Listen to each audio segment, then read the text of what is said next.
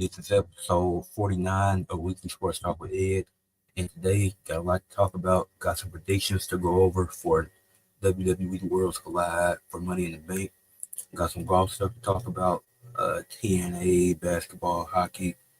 There's a lot of stuff I'm going to talk about today, as usual. That's how I do it every week. I'm thinking about, might do something big for next week for the 50th episode of my podcast. But yeah, we're finna get into it right in a second once hopefully when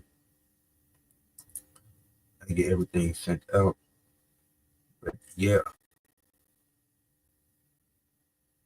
the Live Golf Virginia tournament just started. So I'm gonna talk about some of that. The NBA Finals going on. Halliburton hit a crazy game winner. Game 2 takes place tomorrow. So we're gonna see what this. But I'm finna get to these Worlds Collide predictions. So I didn't do a video for it. I don't know the order for the matches, but Chad Gable versus Vikingo. I want Chad Gable to win, but I don't think he's winning realistically.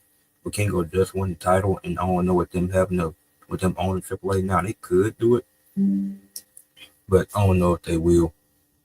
I mean, I would take a chance on it with Chad Gable. I think he earned it. I think Chad Gable would be perfect. But this might have to be a match they revisit with them owning AAA. Like if Chad Gable was in Money in the Bank and El Grande was in this match, then El Grande could just straight up lose and Chad Gable could win Money in the Bank and cash in. Like obviously it's not WWE, but since they own them now, there's never been a cash in on a different company there with WWE. So they could do something like that. I doubt they will, but it's just something creative that I like to see them do. But yeah, Vikingo is nice. I enjoy watching Vikingo wrestle. He's a good wrestler, and he'll probably retain, like I said, with him just winning the championship against Alberto Del Rio or Alberto El Patron, whatever you want to call him. But yeah, Vikingo is probably retaining there. I doubt that Chad Gable wins, even though I would love to see Chad Gable win, see him carrying another title from a different company, like they doing it with TNA, but they got a partnership. So if you did it with AAA, it don't really make them look less. And you have Chad Gable, who's great, so you could easily do something like that. The next match, Lola Vice is teaming up with Stephanie Valkyrie to take on Chick Tormenta and Delayas. This one is tag team match. I'm predicting Lola Vice and Stephanie Valkyrie to win because they're presenting Stephanie Valkyrie very well. So I doubt that she loses this match because I don't think she's winning Money in the Bank, but I don't think she's losing twice in one day with her being on Worlds Collide and Money in the Bank. So they're already showing that they have high hopes for Stephanie Valkyrie. And her and Lola Vice, even though Lola Vice is supposed to go after the title, I guess they're friends. But Lola Vice and Stephanie Valkyrie, they definitely gonna get the win. I don't see them losing. Stephanie Valkyrie probably get the pin too. I don't know much about the women from AAA, so it'll be interesting. Hopefully if WWE is smart, they will get a deal they already had a deal with Peacock, so they should just put AAA there. So people in the USA and different countries that don't have access to AAA can watch it. I think that'd be a lot easier. But next match, Legado del Fantasma has a 6-man tag team match versus Dr. Wagner, Psycho Clown, and Pygon. I think the team from AAA win this one. Legado del Fantasma is really a joke right now. And they're great. All three of them are really good in the ring, but I can't take them serious right now. And I don't see them winning. And AAA gonna get a few wins at this event. I don't think they only getting one win. They definitely gonna get a few wins at this event. And then LWO also has a 6-man tag team match later. And WWE clearly favors LWO over Legado, even though they don't do much with either team. I think Legado loses their match. And that probably leads to them splitting up because it's going to lead to some. They got a story they can do it on Andrade. So yeah, they're going to have something for them to do. I think them losing might work out for the better in this situation. Ethan Page is defending his North American Championship versus Devon Evans, Ray Phoenix, and Laredo Kid in a fatal 4-way match. Ethan Page is easily going to retain this. Like, it's going to be a fun match. It's going to be exciting. But if Devon ends up winning the North American title, he's going to have to beat Ethan Page straight up. I don't see him doing it in a fatal 4-way because it wouldn't really mean nothing. Like, you're featured Devon Evans in some prominent stuff. You have him wrestling with Trick Williams over Femi in the main event of Stand and Deliver. You have him present the Evolve Championship, the men's championship, and the person you had present the women's championship was Natalia. So, and now he got him doing stuff with Ethan Page, and they've been telling a great story from last year to this year with the broken jaw and all that. So, Javon Evans does win. He has to take the title off of Ethan Page straight up. So it would mean more. If he wins it here and he pins Ray Phoenix or a Laredo Kid, that's kind of pointless. And now if he pins Ethan Page, then that's a different story. But I feel like it still needs to be a one-on-one match, no outside factors, just them straight up. I think that'll work out a lot better in that equation, in my opinion, because I think Ethan Page, he should retain. But we'll see what happens. I do think Ethan Page is retaining, and Javon Evans should get it at some point, just not right now. It wouldn't be the best time for him to win it. Then for the last match, which this probably isn't the main event, but just how I got it wrote down, LWO versus Octagon Jr., Aerostar, and Mr. Iguana. I got LWO winning this one. Like I said, if Legato loses, then that most likely means that LWO is winning, or vice versa. If LWO loses, then Legato is probably winning. So that's really where I'm going here, because I really, aside from Laredo Kid and Vikingo, I don't know much about the people in AAA. Like the women, don't know much about them. Men in the 6-man tag team matches, don't know much about them. Laredo Kid I know, and Vikingo, because they've been doing, I've seen some of their matches, and they also did stuff in TNA. So, and I think Laredo Kid does stuff for TNA and AAA on a consistent basis.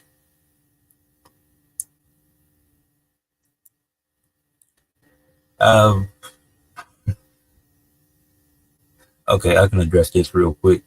The Carl Anthony Towns stuff. He said his physical makeup, long legs, short shirts.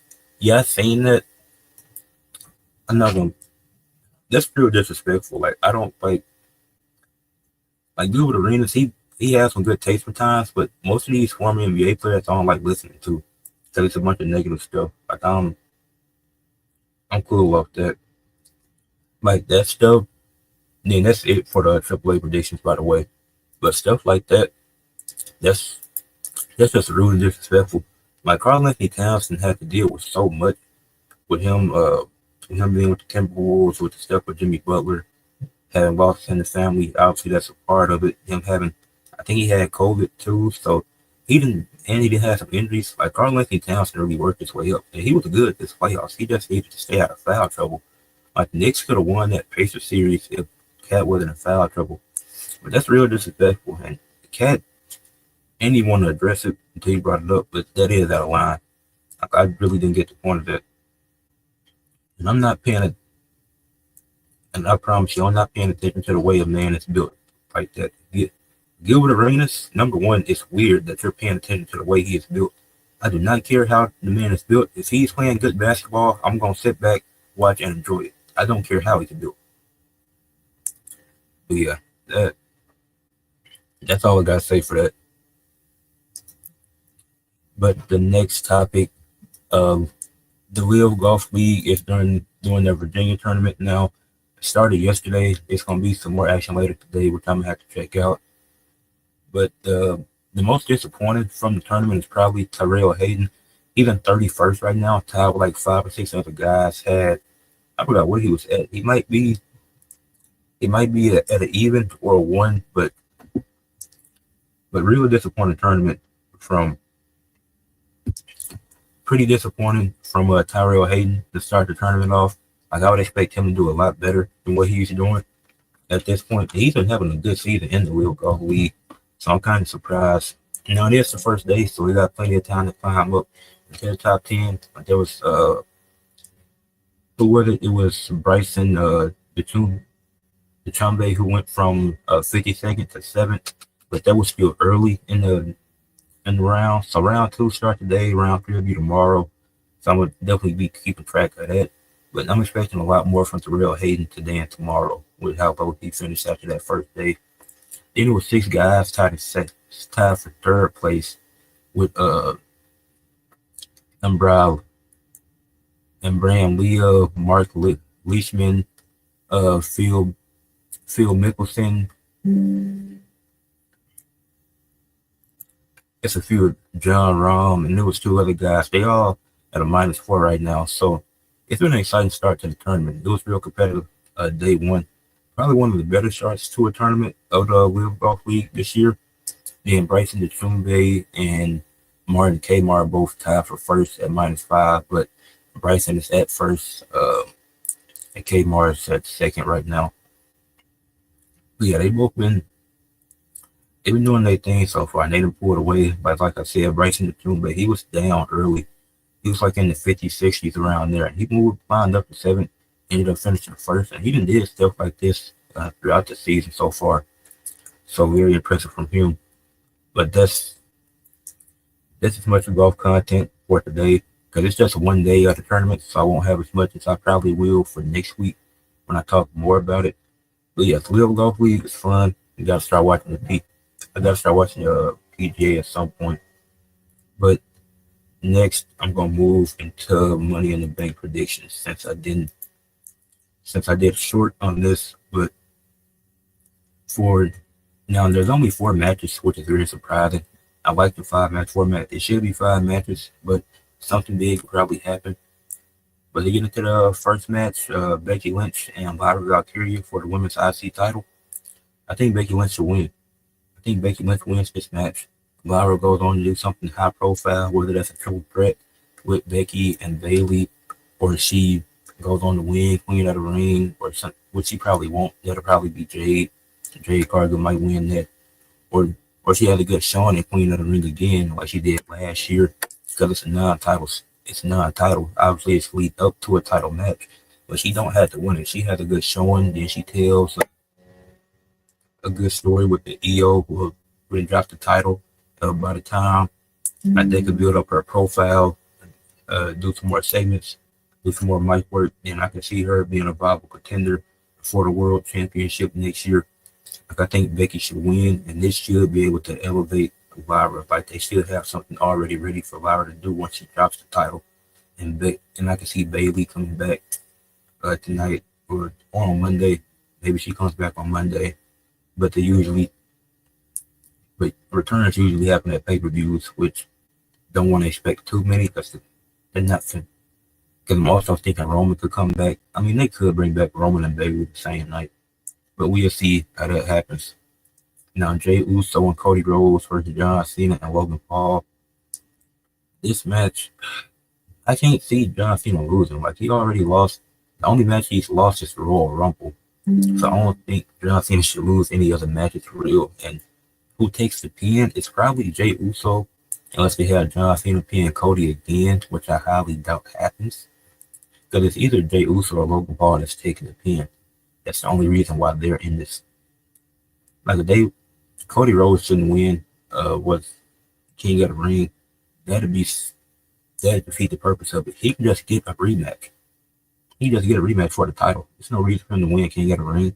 You have other people that could be in that spot and win King of the Ring. Like Cody winning King of the Ring wouldn't do anything for him right now. But I do think John Cena and Logan Paul win. I hate this match at that Money in the Bank because it's really stupid and nonsensical. I don't understand the purpose of the match being here.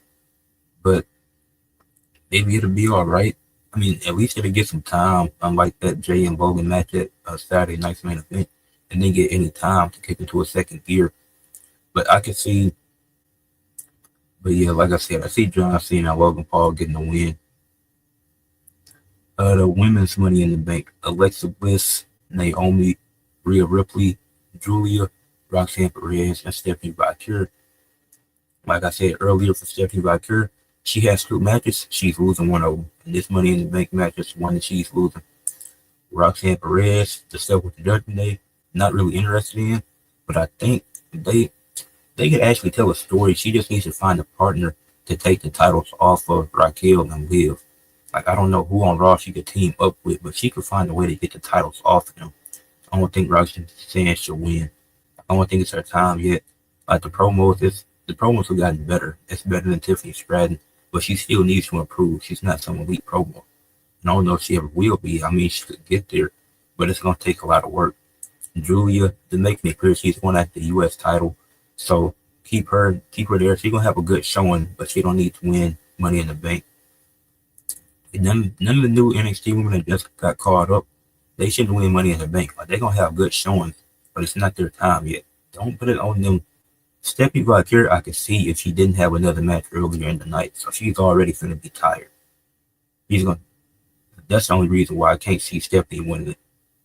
Then Rhea Ripley winning, she don't need it. She can just challenge for a title and she'll be fine. She is a star. I just want her to do stuff outside of the title, stuff not featured in the title. And I think if she does that, then she'll be straight. If she do need a new character, she needs a character change because the mommy gimmick is getting old. And then so that leaves me with Alexa Bliss and Naomi. Your process of elimination. Alexa Bliss is. I like Alexa Bliss, but nah, she didn't win it already, and we haven't had a 2-time Women's Money in the Bank winner yet. But it's not the time for that because of how hot Naomi is right now. The heel heat that she's getting the heel heat. She's doing a good job with the feud with Jade Cargill.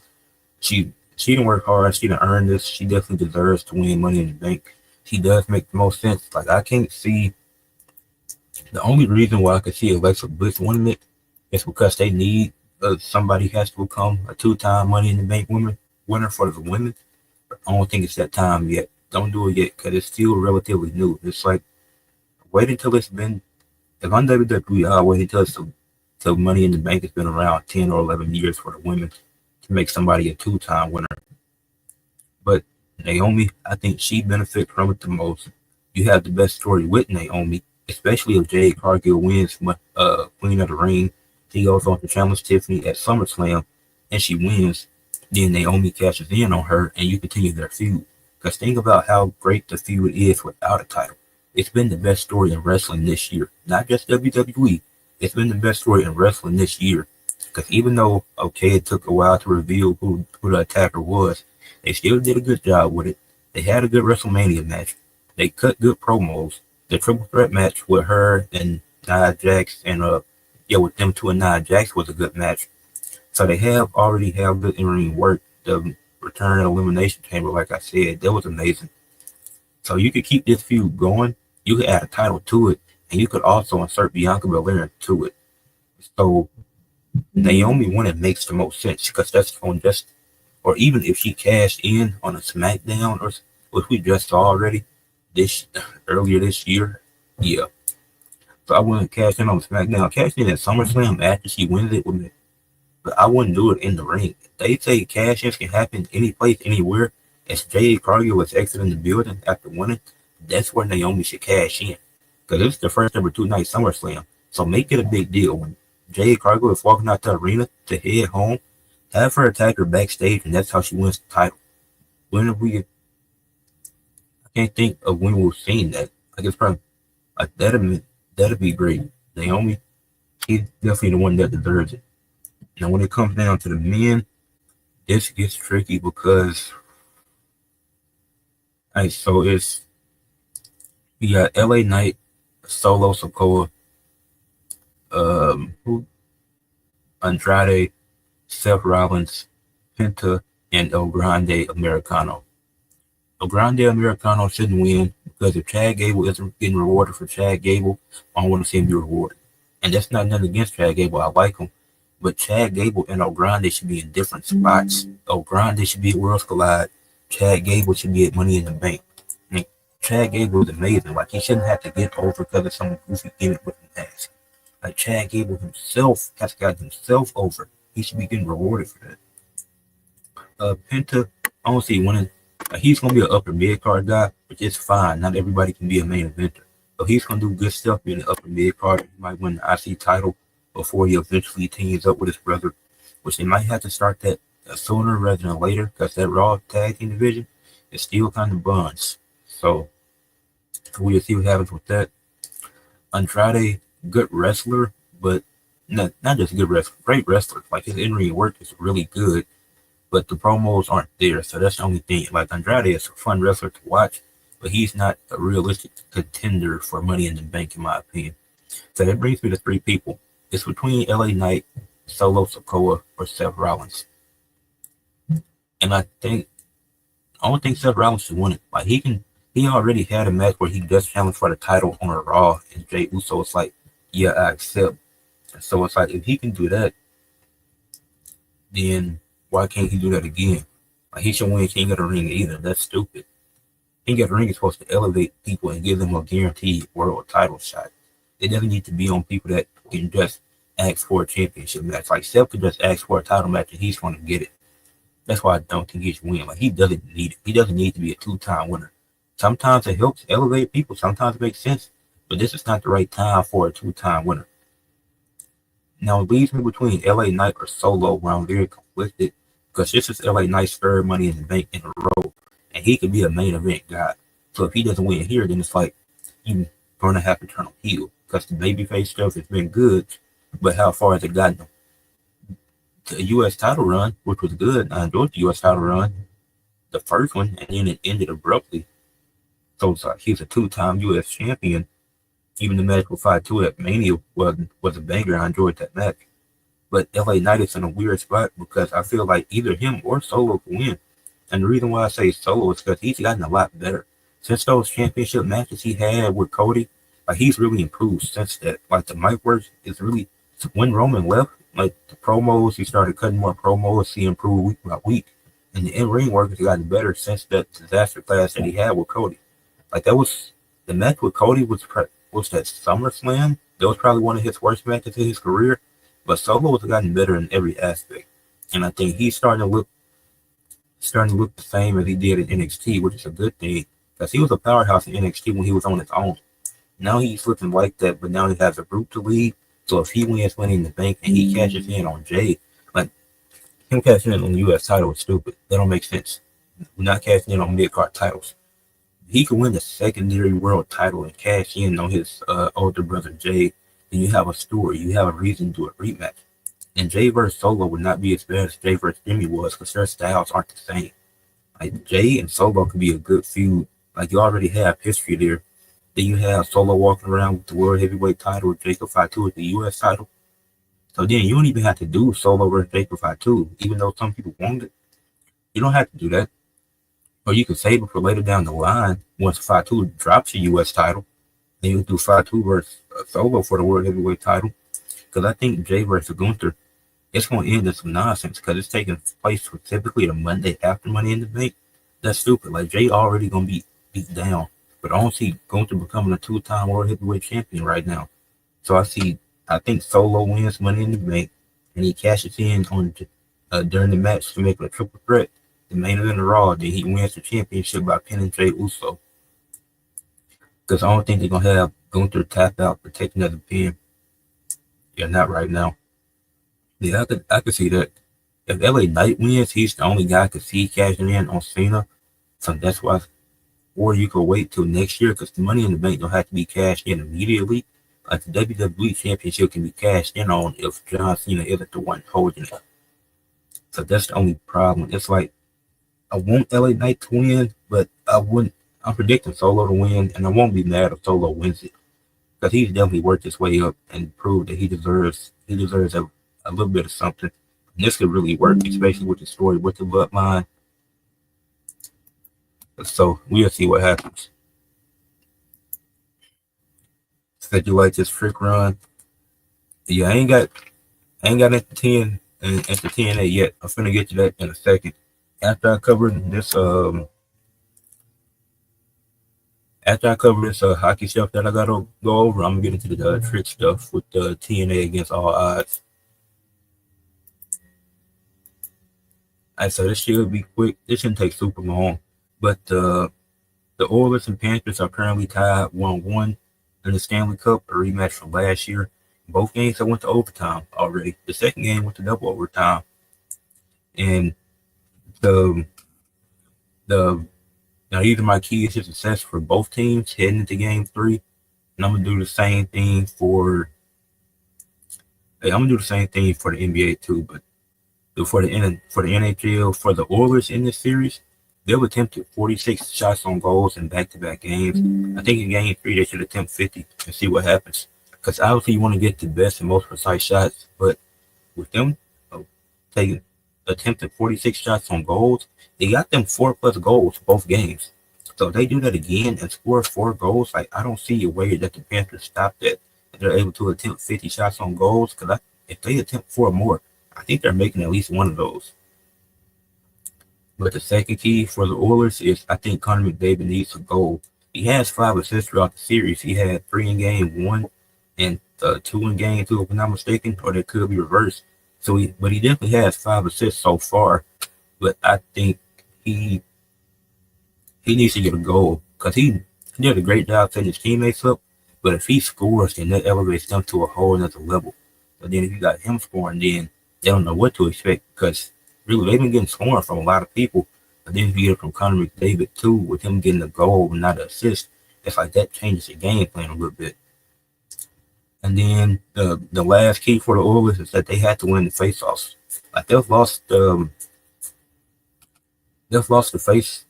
faceoffs in both games so far. And luckily it's tied. So luckily they were able to get game 1. But they can't lose every faceoff in this series if they want to win the Stanley Cup this year. It's obviously they got here last year of lost in 7. And what was a pretty mediocre series. Like this series through 2 games is already better than what it was last year. And then for the Panthers, you're getting a lot from Marchand and Bennett. But who else is going to step up? Who's going to be that third guy to step up? Like, will it be Lundell? Will it be somebody else? Because Lundell hasn't done much in the final so far. So what is he going to be able to do? How will he step up in the series? The second key to success for the Panthers is they got to capitalize off the power plays. They did a good job with it in game 1, but in game 2 they weren't successful. And luckily they got the win because the Oilers still can't capitalize off the power plays either. But they got to capitalize off of that because they're getting more power plays. They've gotten more power plays in both games, so they had to capitalize on those power plays. Well, I don't think they got more in game 1, but yeah, in game 2 they did. They got a lot more power plays, still weren't able to capitalize.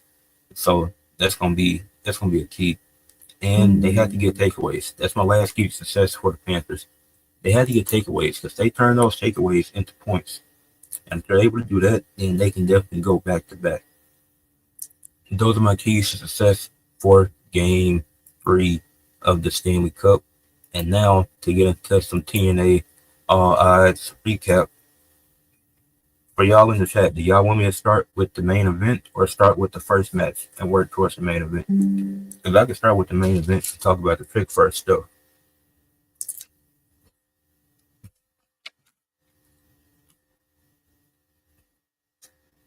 Because this was a fun pay-per-view. First match, all right. We'll go in order.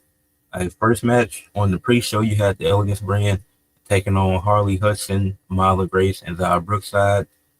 This was a fun 6-woman tag match. Ash by Elegance made her return to the ring. I forgot why she took time off, but Maggie Lee and Myla Grace start the match off.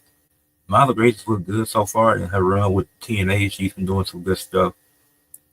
She looked for revenge early, getting some good offense in. And then, like I said, Ash by Elegance, which is AKA Dana Brooks, she made her return. She looked good in her return, taking some time off. Definitely paid off. Ash did a double knees to Zara Brookside, which was really impressive. And then Zara Brookside sold it really well too. Ash by Elegance got the win, and the Elegance brand ended up winning. Then after the match, the Iconics, aka the Inspirations, returned, being on TNA for the first time in 3 years. They're gonna have a tag team match this Thursday. I don't know against who, but they back in action, so they're gonna be going after the tag team titles. Now I'm interested to see if they go after the titles immediately or if Harley Hudson and Myla Grace get the tag team title shot. Because even though they did lose the 6-woman tag team match, it was that Myla Grace, she was the one that took the pin. So it could be against them. Like they could do, like the TNA wins and losses don't really affect people because TNA know how to make wins and losses feel important. Yeah, I do think the Iconics should win too. The Inspirations, whatever you want. I'm calling them the Iconics. That's what I know them as. But if they But it's definitely gonna help the tag team division. Like they got with them splitting up Spitfire, they had to bring in some more tag teams, and they was able to do that. Like I wouldn't mind seeing a triple threat tag team match with the Iconics, the Elegance brand, and Marla Grace and Harley Hudson, and that's how the Iconics win. I guess and they could definitely pull something like that off. But they should definitely be tag team champions. Like they doing a good job with the tag team division. And then the main show got. He said he never thought they'd come back to wrestle. Yeah, yeah, never say never, because I wasn't expecting them to show up. That was the last. I definitely wasn't expecting that. But to get then the main show got started with Steve Macklin defending the international championship versus Mance Warner. I did enjoy this match. I felt like it wasn't a terrible match, but I think the amount of times that Steph the Landry interferes in Mance Warner matches, it kind of ruins it for me. Because obviously heels are gonna cheat and do stuff, but it's different ways you can cheat. And it's one example of that came in the show. But it's like when it gets so repetitive to where it's like with so many matches with interference, and it's not just in TNA, it's across wrestling, but it's so many other ways that heels can win, and most of the ways just interference. Like it's really basic and boring most of the time. But this match itself was pretty mediocre. Like aside from Steve Macklin dropping Mance Warner on the ring apron, there was really no memorable spot from the match. Like it was just, and it was too. They delivered a big boost to each other, and it was pretty much the only memorable parts. Then once Steve Macklin hit the KIA to retain the title, I was like, okay, like TNA got to do a better job with the international championship and actually build up contenders. Because Mance Warner just lost one of his biggest match of the year versus Sami Callihan not too long ago. So how he got a title shot, kind of confused. But yeah, I didn't enjoy the opener for the main show. The pre-show match was better than this. The pre-show match could have swapped places with the Steve Macklin match. They want to feature the international title, which probably has the best design for a championship right now. But yeah, you say you don't keep up with TNA, but you saw that started tricking Iconic stuff. I mean, if you in the I'm pretty sure you're in Discord. You can just DM me and I can tell you the stuff about the TNA subscription and stuff. Because I personally think the TNA subscription is worth it. Obviously, if you had the time. But yeah, Steve Macklin is a good champion. It's just they aren't giving him no viable contenders. Like Eric Young was the only one that made sense to beat him for the title, and they rushed it. So now I'm confused on what's the goal, what's the game plan with Steve Macklin. Because you rushed the Eric Young match and inserted him into a whole another thing. So, and then the system had an 8-man tag team match versus the Hardy Boys. Are you not in Discord? All right. The system had an 8-man tag team match versus the Hardy Boys, Leon Slater, and the Hometown Man, which was just Cody Deaner in the mask. It was so obvious, but JDC, Leon Slater, they did some good stuff to get the match started. Like I liked the back and forth they had. You said you would try to get into it. Watch it last year. Yeah, I definitely say get into it. Like I definitely say the subscription worth it. Like I'm enjoying it. So back to what I was saying, JDC, Leon Slater, they did some good stuff. What I didn't like was Leon Slater was sagging, and it's not because he was sagging specifically, but it's like you could easily have a wardrobe malfunction. Put a belt on. What are you doing? That was pretty stupid that he didn't have a belt on when those pants were saggy. Like I didn't get that. And I like Leon Slater. I do hope he becomes X Division champion, but that was kind of stupid. And there was another wardrobe malfunction that almost happened. But yeah, he should never do that again unless he got a belt or something to tie his pants up with. And then Jeff Hardy made his return to action in this match since the Nemos gave the Hardys a rematch in Canada, knowing that Jeff wouldn't be able to show up, which is why Leon Slater has to replace him. But the system, they didn't really get any offense in early. But my main problem with this match is Leon Slater pinned Moose. But I wouldn't, it was a good match, but the book of the Moose I don't like. And that's because if Leon Slater would have pinned, and it's not because Leon Slater specifically pinned Moose, but it's because they tell the same story. Yeah, luckily he was able to pull them up before they fell down. But they keep telling the same story with Moose of, oh, it's a 6-man tag team match, it's an 8-man tag team match, and he's the one in the system that takes the pin, leading to him having to defend the title. That don't make sense because he's the only one in the faction with the championship. JDC, was Brian Myers, the other Eddie Edwards. Why are none of these guys the ones that are taking pins when they're not champions? The way they build Moose up is that they have him. He got pinned by Eric Young, and Eric Young gets a championship match. Moose wins, and he has interference. This is what I'm saying. All heels don't need interference to win. Moose is a dominant. He's a former world champion. He's a dominant champion too, and he puts on good matches. But he shouldn't need interference from Alyssa Edwards to win a match. It's like if they weren't to, if Leon Slater would have just pinned Moose in like a number one contenders match or something to get a title shot, then that's fine because they actually have a story with Leon Slater, which so I'm not super mad about this, but they do it with everybody. So how am I supposed to be convinced that because they keep pushing because Leon Slater could become the youngest X Division champion in TNA history, and if he wins it before September, he will become the youngest champion in TNA history, which I am behind. But how can I believe that he's gonna beat him when you tell the same story every time? Oh, Zachary Wentz pinned him in a 6-man tag team match. Oh, a one-on-one match with Zachary Wentz, he wins easily. Like I can't be convinced if the story is still the exact same. It's the exact same spot. It's nothing different. And what makes me think Leon Slater is gonna win when he's smaller than any guy that moves his face this year? And I do want Leon Slater to win, but they got to tell a story better than this. Because now he's just gonna challenge for the title, and the system gonna interfere. Like the system is a good stable, but I think they got to end it, or they got to kick Eddie Edwards out. Eddie Edwards might be the odd man out in the system because he's the one that really started a lot of problems once he put Moose in the Ultimate X match. So I think that's where. But yeah, I do think Moose should be protected.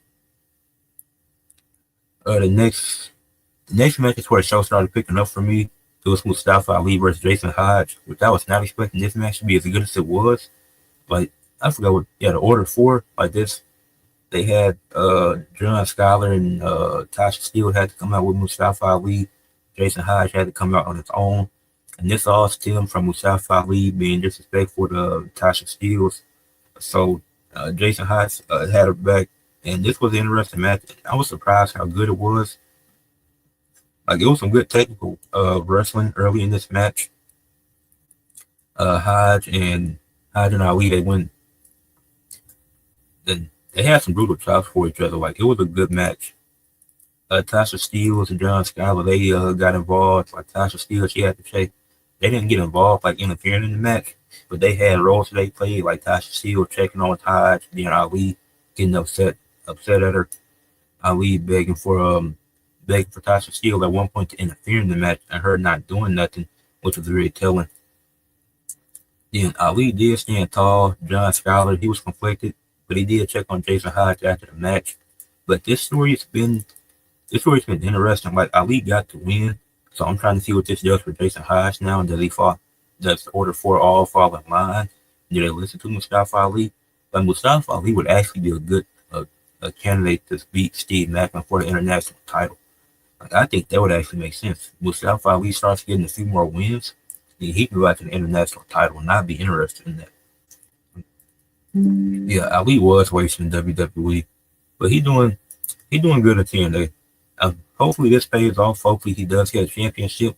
He don't have to be the world champion. Not everybody is fit to be in the main event scene, but I think if he's in the international championship picture, that'll fit well with him because he's putting on some bigger matches. And this match with Jason Hodge, who's a tag team guy, like he got the best out of a tag team guy, so he could definitely be an international champion.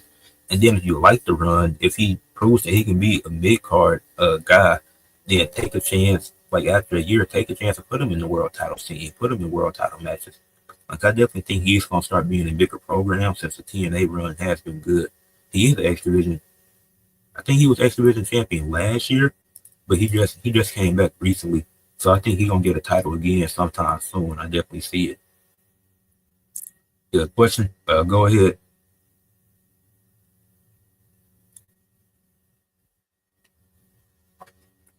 Yeah, Mustafa Ali. I definitely see him winning the championship. Said this TNA have two mid card titles. Yeah, they do have two mid card titles. They have the X Division Championship, which is um yeah, they got the X Division Championship, and they just introduced the International Championship as a new, because they did have the digital media, but they got rid of that and replaced it with the international because it's a new design, and that's probably the best design they got, and it helps other people get title matches, get title opportunities. So yeah, that works out for the best. Now they do have a smaller roster, but they make it work. And the roster is expanding. They done signed a lot of new people. Our Truth might end up going there soon, so we'll see. Cause I think our Truth, he gets one last run, that'd be good for him in TNA. But transitioning to the next match, Masha Slamovich she defended the Knockouts championship versus Lei Ying Lee. I think this was the best match of the night and last night. He said two mid card titles, world title and tag title. Yep, because you got the international X division, world title, and the tag team titles. Yeah. Then for the women, you got the Knockouts titles and the Knockouts tag team titles. So yeah, my but back to Monster versus Lei Ching Lee, which is aka Zia Lee for y'all that don't know. This was a fun match. Now the women don't have a mid card title. The the reason I don't think the women got a big enough roster for the mid card. That's why they do the tag titles. But their tag teams actually make sense. Like the way that Myla Grace and the way that Myla Grace and Harley Hudson, the way they became a team, they had a match. They had then it came to a 10-minute time limit draw. Then they shook hands after the match and became a team. Like they actually have stories to make their tag teams and how they come about. That's one thing WWE don't do. They just throw a bunch of women together. But yeah, this match with Masha and yeah, they do have some good teams there. But yeah, the match with Masha and Lei Ching Lee, which is Zia Lee, like I said, for y'all that don't know, and Indy Hartwell was on commentary for this, but she didn't. Indy Hartwell didn't really do nothing. I guess she was just there. But it was a good match. Lei Ching Lee was in control early. It was hard for Masha to get some offense in. Like Lei Ching Lee, she came out aggressive. Obviously, with Masha, that seems like Masha really doubted herself more than she doubted Lei Ching Lee going into the match.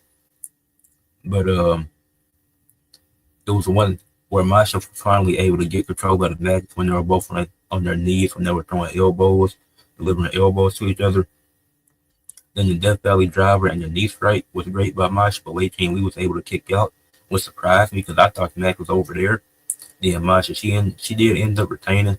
It was a fun match, definitely the best match of the night in my opinion. I enjoyed it. It was some good action. You played well until what was said in the promos. Like it did seem like Masha was down herself more than she doubted Lei Ching Lee at one point, but it was a fun match. Said that should be a world champion. She was waiting in WWE. Yeah, I agree with that. I wanted her to win last night. I was like, man, because I knew she wasn't gonna win, but I really did want her to win last night. I wanted to see her become the new champion. Then Killer Kelly returned after the match, but I, they got to do a better job building up somebody to win the women to take out Masha. Because if it's Killer Kelly, then you just told this story already because Indy Hartwell came, not Indy Hartwell, in, I get to Indy Hartwell in a second, but you had Tessa Blanchard come back, try to win the title. Said, who do you think Masha could lose it to? Because she's so dominant. See, that's the problem because when Tessa Blanchard came back, I was like, they probably put it on Tessa Blanchard, but TNA probably didn't want that heat. Then they brought in Victoria Crawford. I was like, should they do it? Should they not? Who knows? Then they did the match with Zia Lee. I was like, Zia Lee could definitely win it. She could definitely be a threat to her. And then it's like, then you bring back Killer Kelly. So it might be Killer Kelly since they have a story of being a tag team already. It's between two people. I got it. It's either Killer Kelly since she just came back but they already have a story with that, or it's gonna be Indy Hartwell with her being new to TNA, with them wanting to push her with her, because her being on, they didn't put her on commentary during the match for just no reason. She, like, obviously she didn't say. I'll get to that in a second, Alex. Like, obviously she, like I said, Indy Hartwell didn't really say nothing on was on commentary. She didn't do nothing like outrageous, but I think Indy Hartwell could win it, because if Indy Hartwell wins it, that gives Ali another excuse to fight for the title, because they have history. Or Ali could, like, I feel like they could. It's way. Oh no, it comes down between Indy Hartwell or Killer Kelly for me. But I do want to see Ali get it at some point. Congrats on graduating. Appreciate it. Said AJ Styles. You see AJ Styles ever coming back to TNA while still under WWE contract, or wait until his contract is done? I'm not really sure. I mean, I think he can do stuff now. Like, if they need like an open challenge or a mystery partner for some, like if the Hardys need a mystery partner for a 6-man tag team match, I'll let AJ Styles do it. Like, if I'm WWE, I would ask AJ Styles, does he want to do anything with TNA? And if he says yes, then I'd approve it. Because I think with them having a partnership, why not? Like, they acknowledge certain people depending on how they went out from. Well, TNA, they acknowledged everybody. TNA don't got a problem with acknowledging people. So TNA and AJ Styles didn't have. He went out on. He ain't went out on no bad terms. Then he went out on good terms with TNA. So they'd happily welcome him back and have him do some stuff with the brand. Like, if he teamed up with the Hardys, or if he went after the world title or something, like one last time, like they could. I think hopefully they do some stuff with the main roster soon, because I do want to see that. I want to see Dawson. See, Nick Nemeth might not. I said Ali should do MMA. Yeah, she could. I think her booking has been solid this year. I think she could win the world title. I just think might not be her time yet, because Masha Slamovich is having a good run. So I understand why they keep the title on Masha. It makes sense. And Nick Nemeth might not come back to WWE ever, because he's really upset with the fact that they only acknowledge certain people. That's what I was going into. Like, WWE acknowledge certain people. I think that's why they mad. That's why he mad, because they won't acknowledge him. Which I don't have a problem with. He should be mad about that. He should be mad that the NXT wrestler has the title. Like, I don't blame Nick Nemeth for that. Like, obviously looking at it from a storyline perspective, he's gonna be mad. But looking at it from a real life perspective too, but they not acknowledging him when he did so much for that company, but all that he went through, like, that is kind of crazy to me. So I wouldn't blame him if he don't come back. We still got 11. I'm gonna keep it rolling with these matches, and I'll answer questions at the end, because there's still a lot more matches. There's still 4 more matches I got a couple from last night. But Joe Hendry versus Frank Kazarian, I enjoyed this. This is what I'm talking about, when you don't need interference as a heel to win a match. Joe Hendry, he ended up hurting his leg in this match, and Frankie Kazarian took advantage of that, like a heel should. He took advantage of the injured leg. It's Frankie Kazarian, who's a really great heel. So he was punishing the leg as he should, like I said. Then he did I forgot the move that Frankie did. He put him in the chicken wing. Yeah, he put him in the chicken wing to choke him out a little bit, but Joe was able to get out of it. But then Frankie Kazarian rolled him up and got his feet on the rope. And this is what I like out of a heel. You don't need interference. You don't need random outside distractions. Get your feet on the rope or hands on the rope, and that's how he wins the match. Then Frankie getting interviewed after the match, and Joe trying to chase him down. I don't know why Frankie was running so fast. Joe got an injured leg, so it's not like he's gonna do nothing. But TNA is smart, because turn him losing the title into a losing streak and do something with that. Have him try to wrestle on an injured leg, and that cost him multiple matches. Like, he don't have, because I don't think Joe Hendry is getting the TNA championship back, and that's because of something else that happened later in the show. But like, his feud with Frankie Kazarian, I think it's been going on for like years. Like, they got good chemistry with each other. But Frankie Kazarian definitely needed this win, and Joe didn't have to win this match. So that worked out perfectly. The Nemeth brothers taking on the Rascals. This was a good tag team match. You had, once again, a heel team had heel tactics to win the match. No outside interference, and then that's what I like. And Ryan Nemeth, some people might not want to give him credit because he's annoying, but that's his job. He's an annoying heel. He acknowledges the fact that Nick Nemeth is his older brother. He acknowledges that every week for whatever reason. But this was a fun tag team match. I thoroughly enjoyed it. Trey Miguel hit a really good drop kick to Ryan Nemeth, which he was able to kick out of.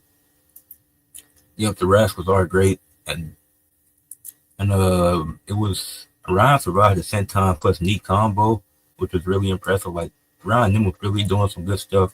Like Nick is really helping his brother out. Like you can see their improvement week by week.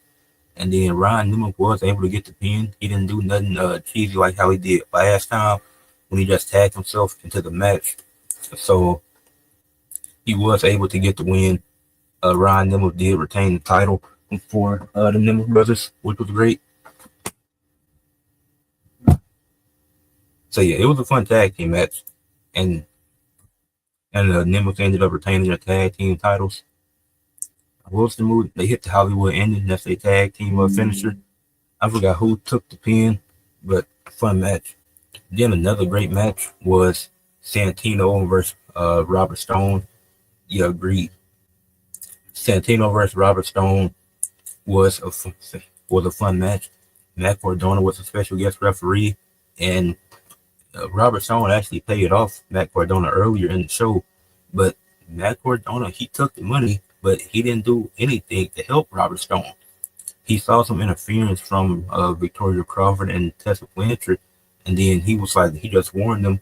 Then Tessa Blanchard, she stole the Cobra at one point, but Ariana Grace had a backup Cobra for Santino to use.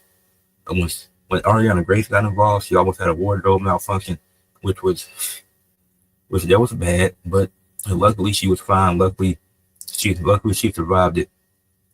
It was a fun match. Like Santino ain't, I mean, like both of these guys ain't wrestled in a minute, so they didn't dance themselves the last few weeks. It was a funny match, but it was entertaining. Like they can, and it's for the director of authority. Like Tessa Blanchard, she got involved. Victoria Crawford, Ariana Grace, they all got involved. They all interfered. Matt Cardona was actually doing a good job as a ref. But what I liked is that, because nobody wanted to acknowledge this, but think about this. Matt Cardona, a.k.a. Zack Ryder, was a guy that was done wrong by WWE. So even if Robert Stone pays him, Robert Stone still works for WWE, the same company that did him wrong. So why would he not treat Santino? Why would he not want Santino to win? Because when Robert Stone pushed him, Matt Cardona pushed him back, and he counted fast. He wasn't able to get the pin. He only got a 2 count.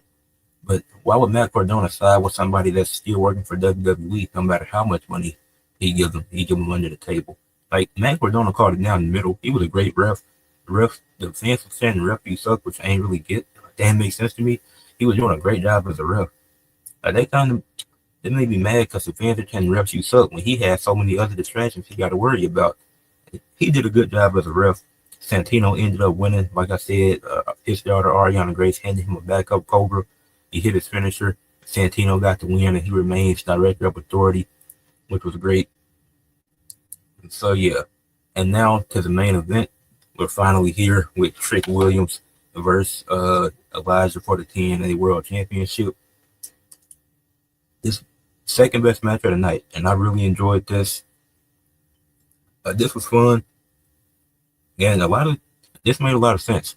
Like Elijah, I felt like he could have won it, and then he could have rubbed that in Joe Hendry's face, but I don't know if they're ready to tell that story yet of him being world champion with and Joe not getting it. Because it was two sides to look at this from. Like Elijah could win it and then go back to TNA and be like, I did something you couldn't do, and I beat Trick. Or you could have Trick win it, then now Trick, he's 3-8 versus TNA people. He didn't beat Joe Hendry, he didn't beat Mike Santana, now he didn't beat Elijah. So it's like he going on a crazy run just beating TNA people. And Elijah is still fine because his record is 8. Even with that loss, his record is 8-3. It's 8-3 since joining TNA. So he still has. But what they did with this was really smart, because it was definitely some times where I thought, oh, Elijah might win it. Oh, Trick might retain. Like that. It was some good near falls in this match. I really enjoyed it. They did a great job with this match. It was booked really well. It wasn't overdone. The drive by Elijah was nice. Trick ripping off the turnbuckle, then not using it until later in the match was very telling because he can rip off the turnbuckle pad and the ref can't that. He can't add it back because he knows if he do that, then Trick gonna cheat somehow. He gonna cheat when his back turned. So then it ended up playing a factor later. And AJ Francis came out there, and AJ Francis, he came out there, interfered. The commentators confused. Like obviously, like when he interfered and made Mike Santana lose, that wasn't surprising. Like they got a story here. But AJ Francis coming out there, it's very telling because AJ Francis is what AJ Francis is doing is smart. He's getting in the good graces of TNA World Champion Trick Williams. He wanted to think that he's close with him. So then a few months down the line, him and Casey Navarre can turn on Trick Williams, and Casey Navarre can help AJ Francis win the TNA World Championship. Because AJ Francis, he's been doing a great job in TNA. Like people got to give him his credit. So if that's how he gets the title, then that's one of the smartest moves that you can make. One of getting close with the champion. Because that's what Elijah was doing with Joe Hendry. But I don't know if the Trick wanted the TNA title was planned, or that just came up randomly. So it probably was the plan for Elijah to get it at some point, but that might be on the back burner to give it to an AJ Francis by telling him a story like this, and he can organically become a babyface, and he can be the one to end up winning the title back. Like, or he could still be a heel and win it, but people appreciate it because it's a smart heel move. Get close with the champion from a whole different company, then you eventually turn on him and get a championship match, and there's nobody on his side to back him up because he's a narcissist and stuff like that. Like that'd be a great story to tell. But yeah, so Trick Williams did end up retaining. Elijah did hit that exposed turnbuckle. But yeah, that was a great show. I give TNA Against All Odds 8 out of 10. After Killer Kelly and Iconics returning, those booked very well. Masha Slamovich versus Lei King Lee was the best match of the night. Steve Macklin versus Mance Warner was the worst match of the night, but it wasn't terrible. It was just a mediocre match. I feel like most of the time, you can tell when somebody wins, it's never booked like 50-50, so it's good that it's booked 50-50. Yeah, I say like 52-48 because you knew somebody was going to get involved to help Trick keep it. But the way that they did the near fall was really good because even when AJ Francis came out there, it was still like, oh, Elijah just he just reversed the Trick shot, and Trick Williams' knee hit the exposed turnbuckle. So that he happened. Like stuff like that, even with interference, they still made Elijah look strong. That's what I enjoyed so much about the match. That's what I really enjoyed personally. I feel like TNA books black talent better than WWE. I say for the men, I think they do. I think the black women in WWE are booked better. But for the men, yeah, I definitely see that. They said USL conference finals are tomorrow as well. St. Louis fans will fill up the stadium if they can make it to the championship. Unfortunately, I've not watched a single game of the USL this season. I did want to keep up with it, but that's a good thing you told me that because I'm gonna try to watch it tomorrow because I ain't kept up with it, but I did want to keep up with it. The Trick is gonna have a great main roster run. Yeah, I agree with that. I think the Trick gonna have a good main roster run. Like him and Melo become a tag team. I think that's gonna do wonders. And like Trick can come up and be like, I'm a 3-time world champion. What about you? Because look, he done won 2 NXT titles and 1 TNA title. So it's like he 2 up on Melo right now because he was only world champion once. Yeah, Carmelo should definitely be a U.S. champion. I don't even want to get into that right now. That's how bad. I don't even want to get into that right now. But next topic, the keys to success for Game 2 of the NBA Finals. For OKC should have won Game 1. Then they completely cost themselves that game. Now, it was a really good game for all the people that said it was going to be boring. But this was a great game. But for For OKC, I say their 3 keys to winning in game 2 is number 1, they got to capitalize off the turnovers. They forced 24 turnovers in game 1, only scored 11 points off those turnovers. So they averaged 0.45 points per turnover. They averaged less than a point per turnover. And that's not good. That's one of the worst. If you can't capitalize off of turnovers, you're allowing the team to stay in it. And you're making it impossible for yourself to win. And that played a factor because they weren't able to capitalize. So that's the first thing they have to do. The second, J-Dub and Chet have to be better. Like J-Dub got benched because of how bad he was in game 1.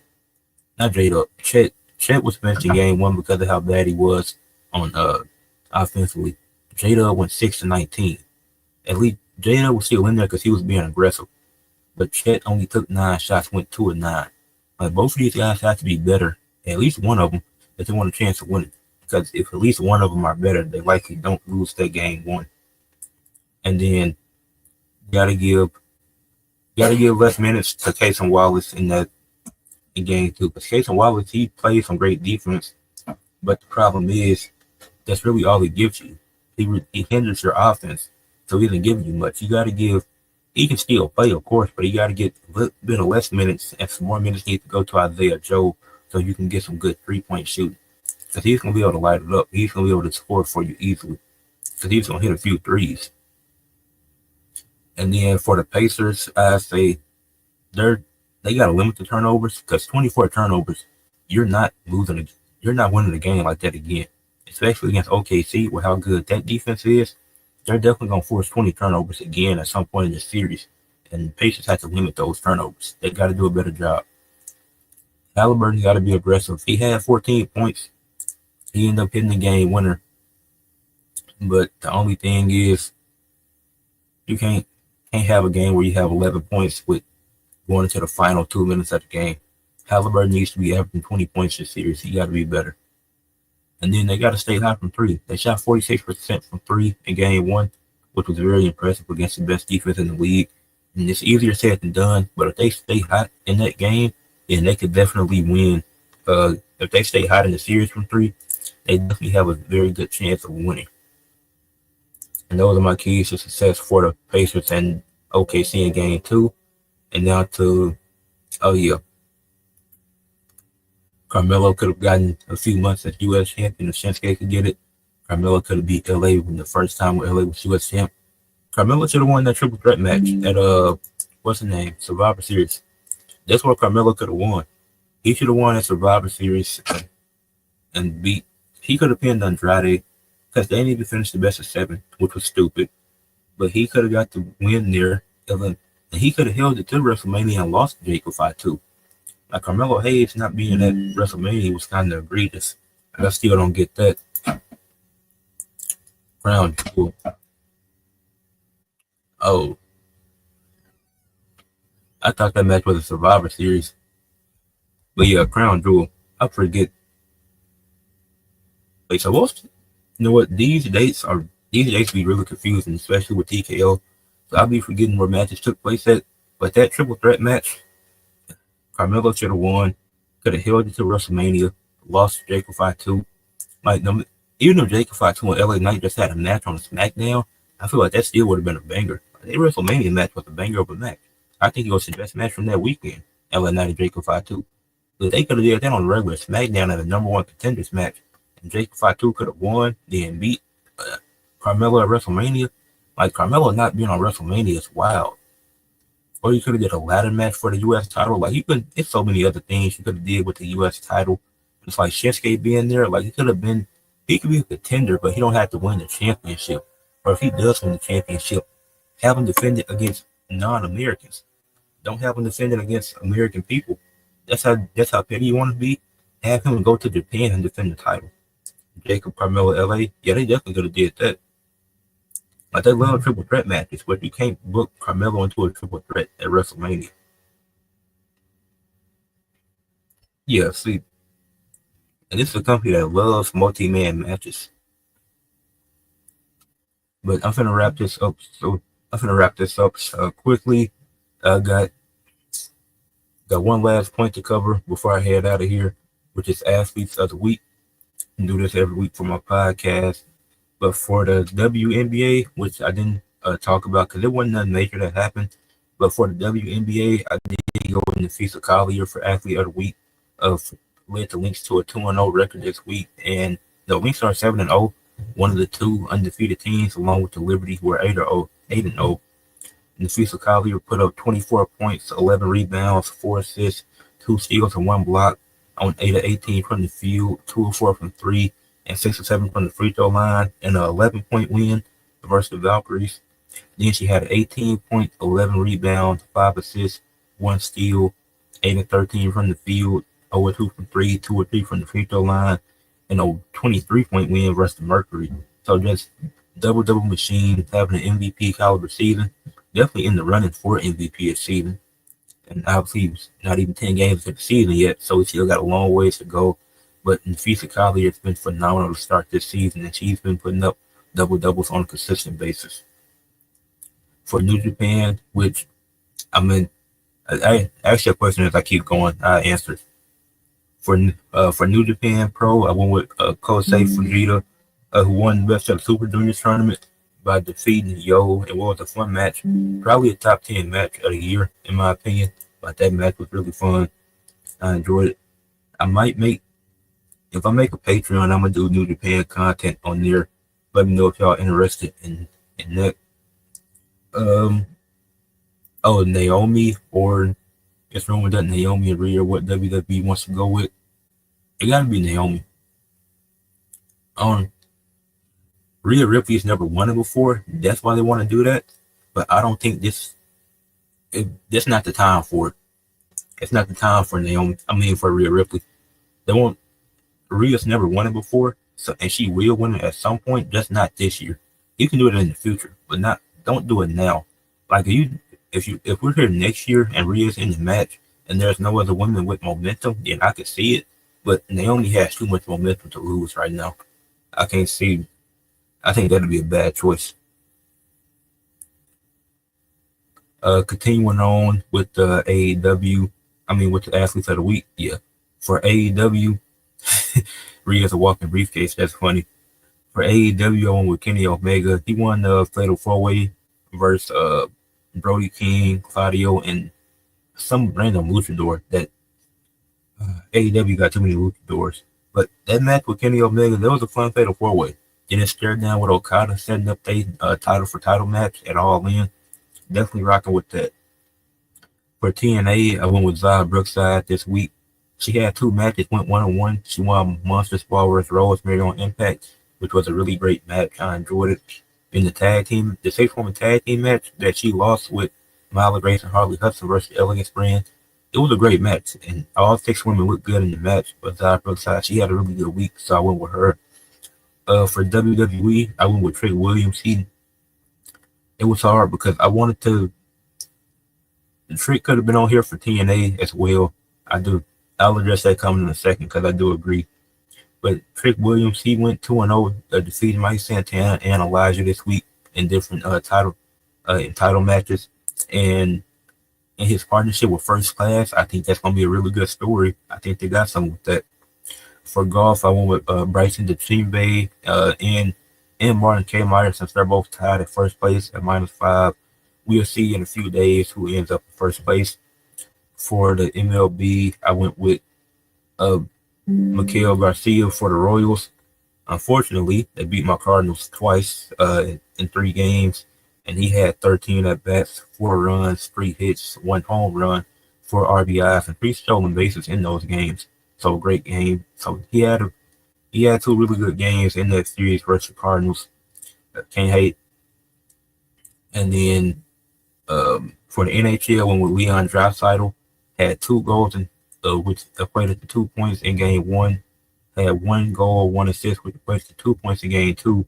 So 3 goals and 1 assist with 4 points in this series so far. And the series is tied 1-1. So I could have went from it was definitely a few options, but I went with Leon Draisaitl. Before I head out, I will address those comments y'all made, so don't leave just yet. And then for the NBA, where Obi Toppin had 17 points, 2 assists, 5 rebounds, 6 and 9 from the field, 8 of 5 from 3, in 25 minutes off the bench. He was great. He was great off the bench, so I had to give him athlete of the week. So that wraps up my athletes of the week. And before I go, I will address these comments. Thank y'all, Alice and D2, for being in the chat this entire time and interacting. So you said Naomi has, yeah, saying that AEW should get women's tag titles. I agree. I think Megan Bayne and Penelope Ford would be perfect for the tag titles. I think it fits them the best. Like, I do agree she is losing momentum because I wanted to, I'm making a list that I wanted to put Megan Bayne in, and you will see that video on Wednesday. I'm not saying it yet, but I couldn't put her on there because she is losing momentum. She honestly could have beat Toni Storm, and they could have let it play out to see how she was as a champion. And if it didn't work, you could have took it off of her. I said, don't see how Money in the Bank is that prestigious. To be honest, it's because they didn't kill the prestige since Austin Theory won it. No, actually, no, I take that back. When Brock Lesnar won it, that kind of hurt the prestige of it because Mustafa Ali just stood there like these. Like, he just stood there and waited for Brock Lesnar to show up. Like, you can't sign me up for nothing stupid because I'm taking the briefcase. I don't care if I get fined. But you tell me I gotta stand on the ladder and look like the idiot for Brock Lesnar. I'm not doing that. But that's when it's lost its prestige because it can be used to elevate people who need the title. Like Naomi, we know she won the SmackDown Women's Championship twice in 2017, but one of those reigns was 9 days. And the other one was actually solid, but that was 8 years ago. So that's the thing. It's like, it's either going to be used to elevate new stars or reinvigorate somebody else's career. Like Naomi, we seen her have a good run in TNA after she left. Okay, she ain't been a world champion in WWE in 8 years, so this is the perfect time to put Money in the Bank on her. That's how I feel. Like, so I get what you're saying, but it's like, yeah, Brock wasn't in the match, so how does that make sense? See, yeah, and then I think now she did get it back, but she did get it back when she came back. But still, it's like it was 8 years ago, so it's like that's almost a decade ago. So it's like now she needs another title reign because she deserves it. Like she didn't earn it. You say Mercedes and Moxley. I definitely see Mercedes winning. I really hope Hangman wins it. Like I see, because if Moxley wins it, that just means that Darby Allin gonna take it off of him. Which I like Darby Allin, but man, he decided to climb a mountain. I'm not rewarding you for that. I'm sorry, but if you decided to climb a mountain when I just told you could be a world champion, I'm taking that opportunity away. It said, I hate ladder matches for titles because it's how these people literally moving like they have arthritis going on. Yeah, it is. It is booked pretty bad. Like, ladder matches can work, but it's like, if you're at the top of the ladder and you see the title right there, why are you jumping off the ladder? Get the title of the briefcase. Why are you making it more difficult to win? But this been a fun stream. Appreciate everybody that came through for it. Talked about multiple different stuff, basketball, hockey, stuff like that. I ain't made my all-in predictions yet. I definitely think Mercedes winning. I don't know about Mox and Hangman. I'm still stuck on. But like I said, a fun stream. Make sure y'all left a like on the stream. Make sure y'all, if y'all new, subscribe to the channel. If y'all old, make sure y'all share the video with friends or whoever to check this out. And y'all have a great day. This was lit.